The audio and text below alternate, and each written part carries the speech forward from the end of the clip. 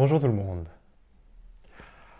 L'autre jour, apparemment, quand j'ai fait ma vidéo sur mon journal, sur les dernières nouvelles me concernant, beaucoup d'entre vous ont apprécié cette vidéo.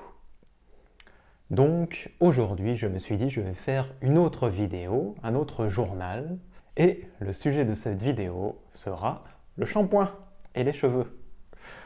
Mais pourquoi tu es un homme, Pierre-Guillaume? Ah oui, je m'appelle Pierre-Guillaume, pas Pierre, c'est pour ça. Pourquoi, Pierre? Tu es un homme, pourquoi est-ce que tu fais une vidéo sur les cheveux et le shampoing?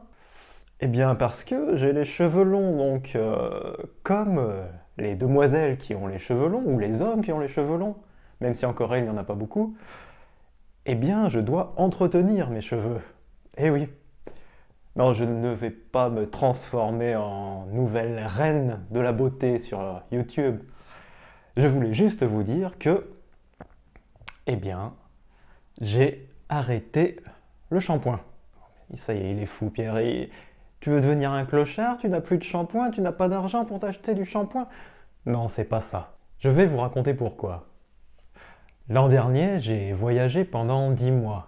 Je suis allé d'abord 3 mois au Japon, puis 3 mois en Corée, puis 1 mois à Taïwan, puis encore 2 mois en Corée, puis après je suis retourné au Japon un petit peu, avant de rentrer en France. Mais je ne sais pas si c'est à cause de la chaleur humide de la Corée ou du mauvais shampoing que j'ai utilisé. Quand je suis allé en Corée, j'ai commencé à avoir des pellicules. Des pellicules. Vous voyez comme ça, vous pourrez apprendre du vocabulaire très spécifique, les pellicules, pidum. Oui, j'ai commencé à avoir des pellicules et ça me démangeait donc. C'était peut-être dû à l'humidité en Corée. Je ne sais pas. Je n'ai jamais vraiment eu de pellicule, mais... Donc c'est apparu à ce moment-là. Et quand je suis allé à Taipei en septembre, il faisait encore plus chaud. Il faisait 36, 37 degrés. C'était humide, très humide. Et puis c'était assez pollué aussi, l'endroit où j'étais à Taipei. Ce n'est peut-être pas pollué partout de la même façon, mais là où j'étais, les endroits où j'essayais de marcher, c'était assez pollué. Pour moi. Pour moi qui viens de la campagne française, même si j'ai déjà habité à Tokyo. Enfin bon, passons.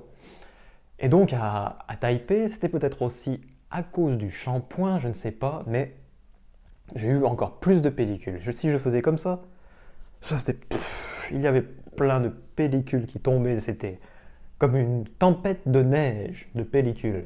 Et donc, même après être revenu en France, je continuais à avoir beaucoup de pellicules, j'ai essayé plusieurs shampoings, et rien n'y faisait.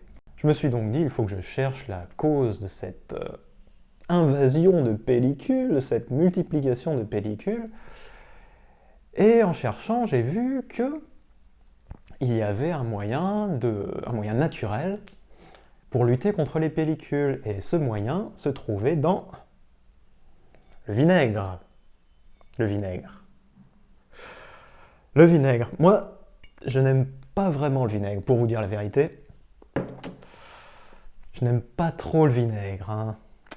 Et je ne sais pas, mais je me suis dit, bon, je n'ai rien à perdre. Après tout, cela fait des mois que ces pellicules me dérangent, donc je vais essayer. Mais ce n'était pas le vinaigre, seulement du vinaigre, il faut le mélanger avec de l'eau. Donc j'ai mélangé avec de l'eau, et voici mon nouveau shampoing. Ah, c'est fou, hein. Du vinaigre et de l'eau. Donc je mets du vinaigre de pomme, jusqu'ici, et ensuite je remplis d'eau, et je mélange. Et il faut dire que après, je sens le vinaigre peut-être pendant 1 jour, donc ce n'est pas très, comment dire... Même pour moi, ce n'est pas un sentiment, une sensation très agréable, je dois bien dire. Donc j'ai vu qu'on pouvait rajouter cette petite huile ylang-ylang et rajouter 10 gouttes. J'ai mis 10 gouttes dans la bouteille la dernière fois. Et moi, je trouve que ça sent un petit peu moins le vinaigre. Enfin, c'est peut-être parce que je me suis habitué à l'odeur du vinaigre, je ne sais pas. Parce que ça fait maintenant presque 2 mois, je dirais, que je n'utilise plus de shampoing. Donc j'utilise ce vinaigre, mon nouveau shampoing, environ 1 fois par semaine. Oui, vous dites, oh, mais c'est fou, mais comment ça doit sentir mauvais? Non, ça ne sent même pas mauvais. Une fois par semaine et une autre fois dans la semaine, je me lave juste à l'eau. Et je me masse comme ça, avec de l'eau.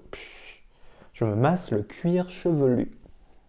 Eh bien, figurez-vous que j'ai beaucoup moins de pellicule et que mes cheveux semblent être plus forts, plus résistants qu'avant et peut-être plus jolis, je ne sais pas.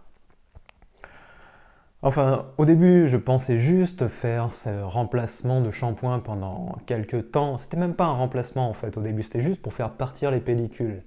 Je ne pensais pas arrêter le shampoing complètement.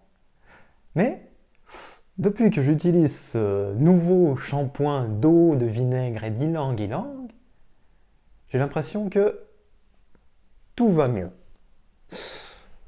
Et ça ne me démange plus, la tête ne me gratte plus, j'ai beaucoup moins de pellicules, et j'ai l'impression que même si je me lave les cheveux moins souvent, ils ne sont pas sales, ou ils se salissent moins vite. C'est vrai que quand on y pense, quand je regarde les chats de ma mère, ils se nettoient toujours, en se léchant comme ça, ils se nettoient les poils, et ils sont toujours propres, ils sentent bon. Donc pourquoi est-ce qu'on aurait besoin de shampoing pour sentir bon? Vous me direz, non, non, c'est pas possible. Moi, je suis quelqu'un qui aime être propre. Je ne peux pas me servir de vinaigre pour me laver les cheveux. Comment est-ce possible? Mais je sais pas, vous pouvez essayer pour voir. Vous pouvez mettre du vinaigre et après, je sais pas, vous pouvez essayer d'autres huiles essentielles comme le ylang-ylang. Attention, il ne faut pas mettre directement sur les cheveux apparemment. Il faut toujours mélanger avec d'autres huiles. Enfin voilà, c'était l'histoire du jour. Donc si vous avez des commentaires sur vos astuces pour les cheveux, ou si vous avez des commentaires sur le français, ou peu importe, vous pouvez me le dire. Je suis toujours content de lire vos commentaires, même si des fois je mets un peu de temps pour répondre, je les apprécie toujours. Voilà, je vous laisse et je vous dis à bientôt. Au revoir.